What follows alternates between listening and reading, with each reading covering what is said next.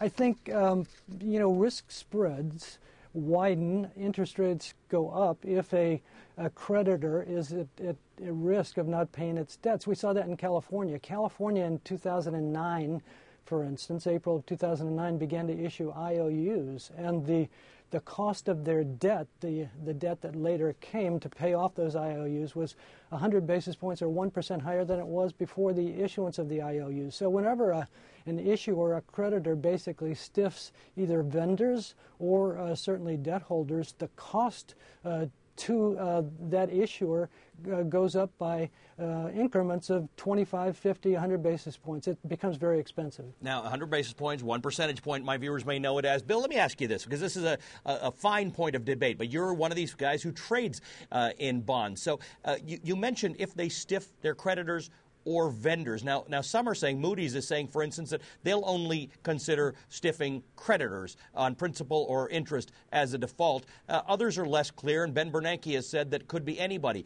As a guy who buys and sells bonds, would you see it differently if the U.S. Defaults on interest or principal versus not paying bills to vendors or other expenses that it has?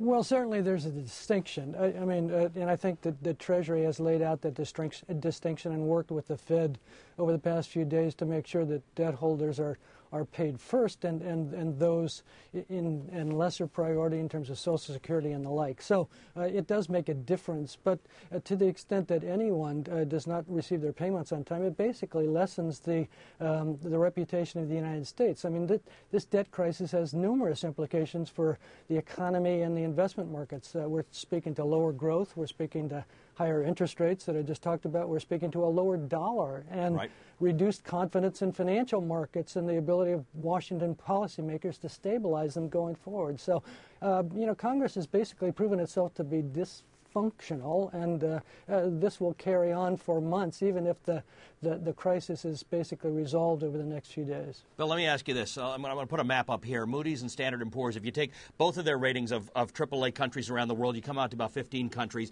that are rated as AAA. Each of them, by the way, each of those rating agencies have a couple more that are AAA.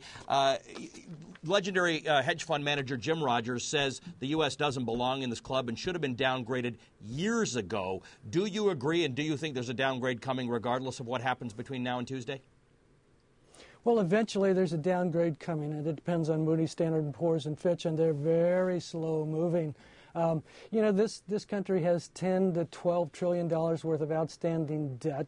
In addition, however, we've got about $60 trillion worth of liabilities. I call this, Allie, a dead man walking, Sure. debt man walking, D-E-B-T as opposed to D-E-A-D. You're a debt man walking. I'm a debt man walking. We all are. And basically what that means is that instead of a piece of paper at $10 to $12 trillion in counting, we have liabilities going forward for Medicare, for Medicaid, for Social Security that total about $60 trillion.